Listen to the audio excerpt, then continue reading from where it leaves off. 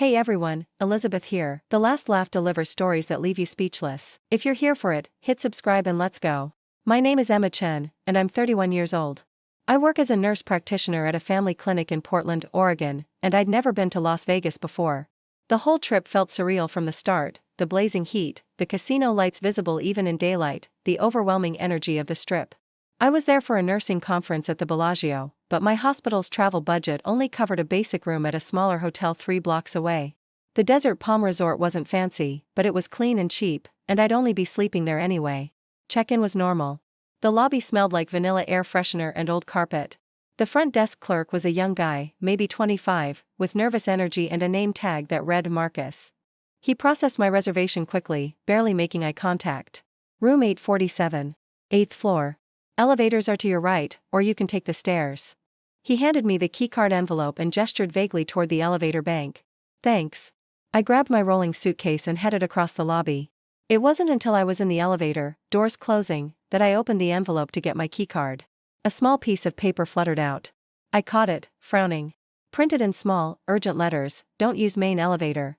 Take stairs." I looked at the paper, then at the elevator buttons. The car was already rising. 3rd floor, 4th floor. What the hell? I turned the paper over. Nothing else written on it. Just that one sentence. 5th floor. 6th floor. This had to be a prank. Some weird hazing thing hotels did to out-of-towners? Or maybe leftover from some escape room promotion? The elevator dinged. 7th floor. I stuffed the note in my pocket, feeling stupid for even thinking about it. The doors opened on the 8th floor, and I stepped out into a long, dimly lit hallway. Worn carpet, flickering fluorescent lights, the distant hum of ice machines. Room 847 was at the far end. I unlocked it, dragged my suitcase inside, and locked the door behind me. The room was exactly what I expected: queen bed with a floral comforter, generic landscape painting, desk with a lamp, bathroom with a shower curtain that had seen better days. I dropped my bag, kicked off my shoes, and flopped onto the bed. My phone showed 6:47 p.m. The welcome reception at the Bellagio started at 7:30. I had time for a quick shower and change. I was halfway to the bathroom when I noticed something on the carpet. Another piece of paper.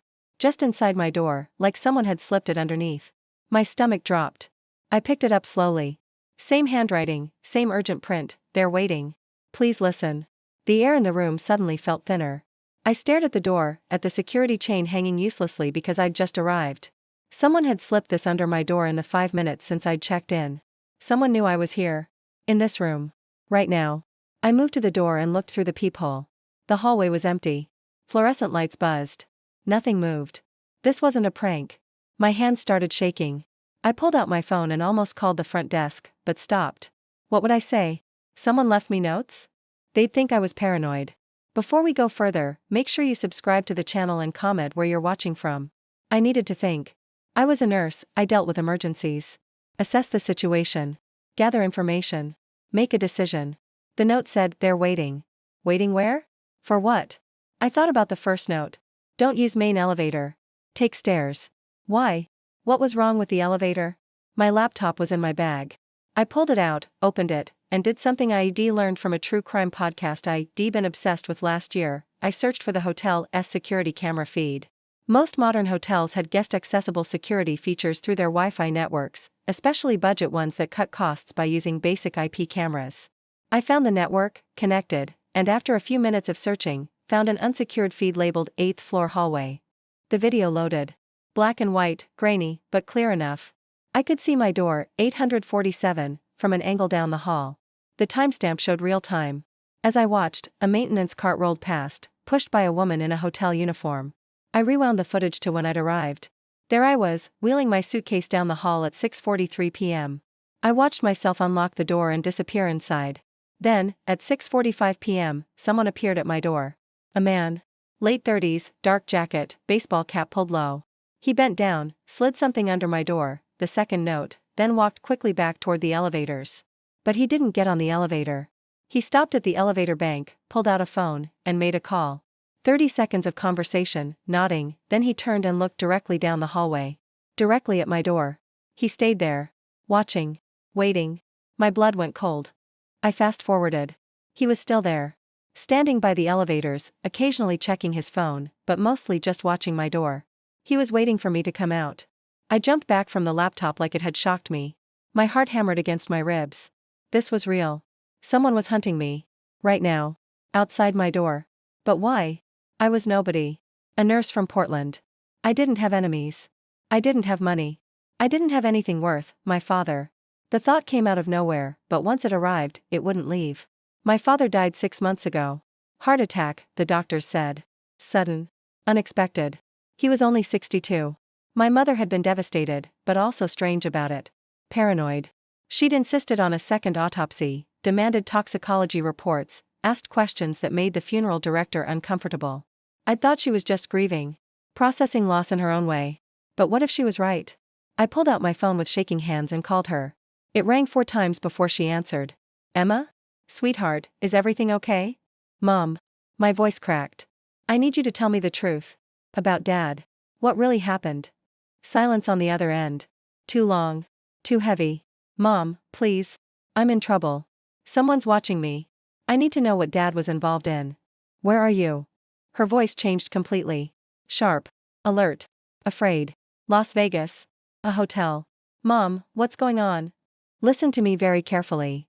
She spoke quickly, urgently. Your father worked for a medical supply company, but 15 years ago, he discovered they were distributing counterfeit medications. Cancer drugs. Heart medication. Drugs that people needed to survive. He reported them to the FDA. He testified against them. The company shut down, and 12 executives went to prison. My legs felt weak. I sat on the edge of the bed. You never told me. We wanted to protect you. The company had connections, organized crime, corrupt officials. Your father received threats for years. We thought it was over when the last executive was sentenced in 2019. But 6 months ago, 2 of them were released early. Good behavior. Her voice broke. Your father's heart attack wasn't natural, Emma. I know it wasn't. And if they found you? They did. They're outside my door right now. Don't move. Don't make a sound. I'm calling someone who can help. Who? A federal agent. Your father worked with him during the trial. His name is Agent Dalton. He told me if anything ever happened, if we ever needed help, to call him. She was crying now. Stay on the phone with me, baby. Please. I can't. I need to get out of here. Emma, no. I hung up. I couldn't wait for help that might not come in time. The man outside my door could break in at any moment. I needed to move. The first note had said take the stairs. Someone, maybe Marcus at the front desk, had tried to warn me. I grabbed my purse, leaving my suitcase. I moved to the door, checking the peephole again. The hallway still looked empty from this angle, but I knew he was there, by the elevators, just out of view. The stairs were in the opposite direction, past my room, toward the other end of the hall. I'd have to walk past the elevators to get there. He'd see me. Unless I gave him a reason to look somewhere else. I pulled the fire alarm. The hotel erupted in sound. Piercing alarms, flashing lights in the hallway, automated announcements ordering evacuation. Perfect chaos. I yanked open my door and ran. Left, away from the elevators, toward the stairs. I didn't look back. Behind me, I heard shouting, footsteps, but I kept running.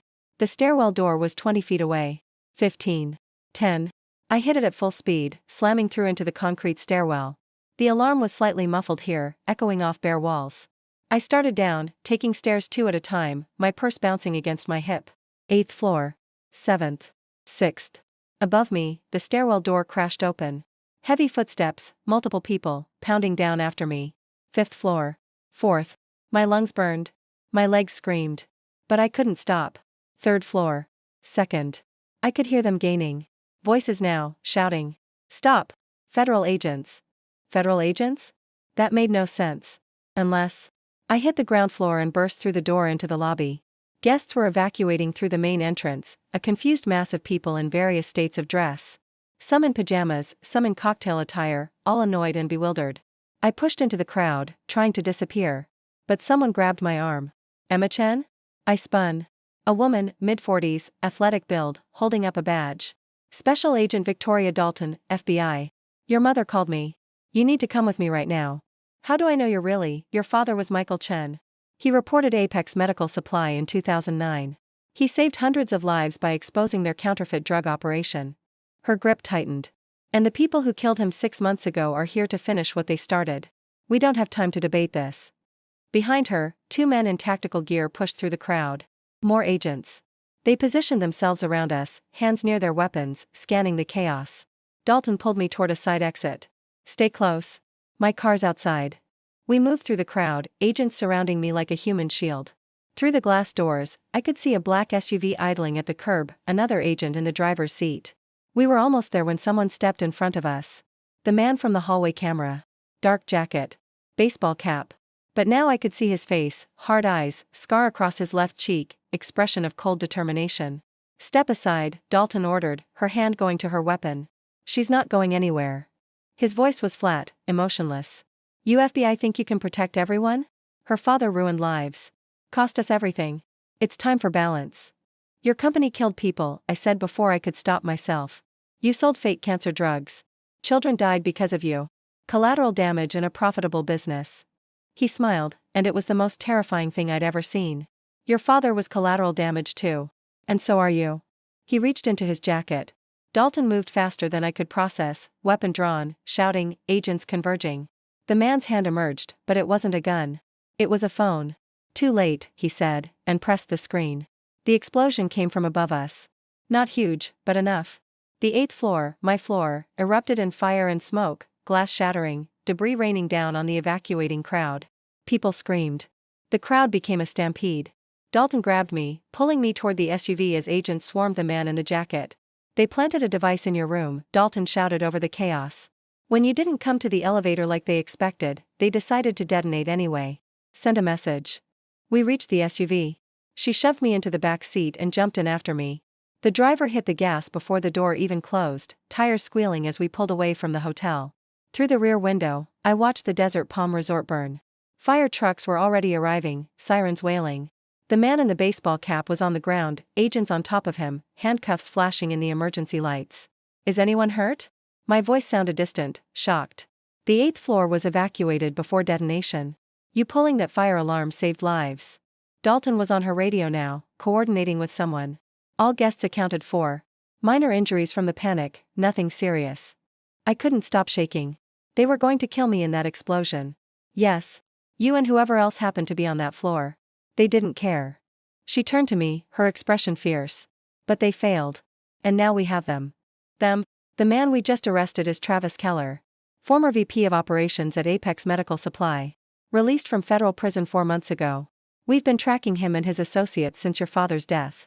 She pulled up a tablet, showing me a series of photos. We couldn't prove your father was murdered until 3 weeks ago when one of Keller's associates bragged about it in a recorded conversation. That's when we started monitoring the entire network. You knew I was in danger? We knew they were planning something. We didn't know you'd be the target until this morning when we intercepted communications about Las Vegas.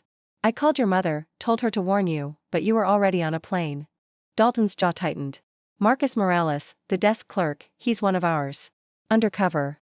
He tried to warn you with those notes when we realized Keller had people inside the hotel. Marcus. The nervous desk clerk who'd barely looked at me. He'd been trying to save my life. Where are we going? Safe house. Federal facility downtown. We'll debrief you there and get your full statement. The SUV turned onto a main road, weaving through traffic. But Emma, I need you to understand something. This wasn't just about revenge. Your father's testimony 15 years ago destroyed a billion-dollar operation. These people lost everything: money, power, freedom. They've spent years rebuilding connections, consolidating power. Killing you was supposed to be their grand return. A message that they're back. But you stopped them. You stopped them. You trusted your instincts. You pulled that fire alarm. You ran. She smiled slightly. Your father would be proud. Tears burned my eyes. Dad. The quiet man who'd worked in medical supply distribution, who'd coached my soccer team and taught me to change a tire. The man who'd seen something wrong and reported it, knowing it could cost him everything. It had cost him everything. I want to testify, I said suddenly. Against all of them. Whatever you need. Dalton studied me for a long moment. It won't be easy. They'll have lawyers. It'll take months, maybe years. I don't care. Dad stood up to them. So will I. The safe house was a nondescript building in a business district, the kind of place you'd walk past without noticing. Inside, it was all concrete walls, security cameras, and agents in tactical gear. They set me up in a conference room with water, coffee, and a blanket even though I wasn't cold. I was shaking from adrenaline, from shock, from the knowledge that I'd almost died. Over the next 3 hours, I told them everything. My father's work. My mother's paranoia after his death. The notes. The camera feed. The man in the hallway. Marcus Morales will provide testimony about the operation inside the hotel, Dalton explained. He's been undercover for 6 months, working various hospitality jobs along the strip, tracking this network. When you checked in today, he recognized your name from our watch list and tried to warn you discreetly. Those notes saved my life. They did. But you saved your own life by listening to them. Most people would have ignored them, dismissed them as pranks. You trusted your gut. She slid a folder across the table. We've arrested 5 people tonight. Travis Keller, 3 associates who were positioned around the hotel, and the bomb maker who constructed the device. But there are more. This network has at least 20 active members across 4 states. You want me to help you find them? I want you to be safe while we find them. But yes, your testimony will be crucial. Your father's testimony put 12 people in prison. Your testimony could put away 20 more. Dalton's expression softened. I made a promise to your father 15 years ago that I'd protect his family if anything happened to him. I failed when he died. I won't fail again. My phone buzzed. Mom, calling for the 10th time. Dalton nodded, and I answered. Emma? Oh God, baby, are you okay? I saw the news about the hotel. I'm fine, Mom. I'm safe. The FBI has me. She started crying. Your father. They killed him because he did the right thing. And now they tried to kill you too. This is my fault. I should have told you years ago. I should have. Mom, stop. Dad saved lives. You know that. Those counterfeit drugs were killing people, cancer patients, heart patients, children. He stopped it. He was a hero. He was terrified. Every day. Looking over his shoulder. Worried about you. Her voice broke. And I've been terrified for 6 months, knowing they'd come for us eventually. It's over now. The FBI has them. It's over. But it wasn't over. Not completely. The next 5 days were a blur. I stayed in the safe house, giving statements, identifying photos, building the case. Dalton's team worked around the clock, tracking financial records, monitoring communications, coordinating with field offices across the country. The network was bigger than anyone realized. 23 people ultimately arrested. Executives from the original company, new recruits they'd brought in, corrupt officials they'd paid off. All connected to a scheme to restart their counterfeit drug operation, but this time with better security and more violence. My father's testimony had delayed them, but not stopped them. They'd been planning their return for years, building connections, gathering resources. Killing my father was supposed to be step 1, eliminating the man who destroyed them the first time. Killing me was supposed to be step 2, sending a message that anyone who stood against them would pay. On the 6th day, Dalton came to the conference room where I'd been reviewing evidence. She looked exhausted but satisfied. We got the last one. Networks dismantled. Every member either arrested or cooperating.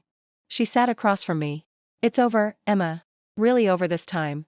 I didn't know whether to laugh or cry. What happens now? Now you decide. You can go home, resume your life with regular check-ins. Or you can enter witness protection if you're still concerned. The choice is yours. I want to go home. The words came out more certainly than I expected. I want to go back to Portland, back to my clinic, back to my life. Dad didn't let them scare him away from living. Neither will I. Dalton smiled. Good. That's what I hoped you'd say. She slid a card across the table. But take this. My direct number. If you ever feel unsafe, if anything seems wrong, you call me immediately. Day or night. Thank you. For everything. For keeping your promise to my father. Thank you for being brave enough to trust a stranger's warning. Most people wouldn't have. She stood, extending her hand. Your father saved hundreds of lives by exposing that company. You saved lives tonight by pulling that fire alarm, by getting yourself out, by helping us build this case. You're more like him than you know. 3 weeks later, I stood in a federal courtroom in downtown Las Vegas, facing 23 defendants and their army of lawyers. The prosecutor asked me to describe what happened that night at the Desert Palm Resort. I told them everything, the notes, the camera feed, the man in the hallway, the explosion, the chase. But then I talked about my father. About the quiet man who discovered his company was killing people and decided to do something about it, even though it terrified him. About how he'd lived with that fear for 15 years. About how they'd murdered him for it. My father taught me that doing the right thing isn't easy, I said, looking directly at Travis Keller in his prison jumpsuit. He taught me that evil depends on good people staying silent. He refused to stay silent. So do I. The defense attorneys tried to object, but the judge allowed my statement. When I finished, the courtroom was completely silent. Later, outside the courthouse, Dalton waited by a car. You did well in there. Did I help? You humanized the case. Made it real for the jury. They'll remember you when they deliberate. She paused. We also found something during our investigation. Evidence that your father's death wasn't a heart attack. The medical examiner is reopening the case. The man who administered the poison has agreed to testify in exchange for a reduced sentence. Closure. Finally. Thank you for telling me. Your mother deserves to know the truth. She was right all along. Dalton smiled. She's a tough woman. So are you. We had to be. I flew back to Portland that evening. My roommate picked me up at the airport, hugging me so tightly I could barely breathe. 3 weeks, Emma. You disappeared for 3 weeks and wouldn't tell me why. I know. I'm sorry. It's complicated. Are you in some kind of trouble? I thought about the explosion, the chase, the safe house, the testimony. Not anymore. It's over now. We drove home through familiar streets, past familiar landmarks. Everything looked the same, but I felt different. Sharper. More aware. I noticed things I'd never paid attention to before: exit routes, suspicious vehicles, people who watched too closely. My father had lived this way for 15 years. Hypervigilant. Always careful. Always watching. Now I understood why. But I also understood something else. Fear hadn't stopped him from living. From coaching my soccer team. From teaching me to drive. From loving Mom. From being present in his own life. He'd been brave enough to do the right thing and brave enough to keep living despite the consequences. I could do the same. Back at my apartment, I unpacked the few things I'd brought to Vegas: my purse, my phone, the 2 notes that had saved my life. I folded them carefully and placed them in a box with my father's death certificate, his obituary, his favorite watch that Mom had given me. Evidence of courage. Evidence of sacrifice. Evidence that doing the right thing matters, even when it costs you everything. My phone buzzed with a text from Dalton: sentencing scheduled for March. All defendants expected to plead guilty. 20 to 30 years minimum. Justice for your father. I typed back, thank you. For everything. Her response came immediately: you trusted a warning from a stranger. You saved yourself and others. That's what your father would have wanted. Be proud. I was proud. Of Dad. Of Mom. Of myself. If this story moved you, subscribe and tell me in the comments where you're watching from. The lesson I learned in that Las Vegas hotel wasn't complicated. When someone warns you about danger, listen. Trust your instincts. Don't dismiss warnings as pranks or coincidences. The world has more evil than we want to believe, but it also has more protectors than we realize. Marcus Morales, the desk clerk, risked his cover to warn me. Agent Dalton kept a promise to a dead man. My father stood against corruption even though it terrified him. And when that note slid under my door, there waiting. Please listen, I made a choice to believe it. That choice saved my life. Small decisions in moments of crisis matter. A note in a keycard envelope. A warning under a door. A fire alarm pulled in panic. These tiny acts of courage ripple outward, saving lives we'll never meet, stopping evil we'll never fully understand. My father understood that. He made the hard choice, paid the ultimate price, but saved hundreds of lives in the process. Now I carry that legacy. Not with fear, but with awareness. Not with paranoia, but with purpose. When someone warns you, listen. When something feels wrong, trust that feeling. When you have a chance to do the right thing, do it, even if it costs you everything. Because courage isn't the absence of fear. It's doing what's right despite the fear. My father taught me that. A stranger's warning reminded me. And now I'll never forget. Stay aware. Stay safe. Trust your instincts. They might just save your life.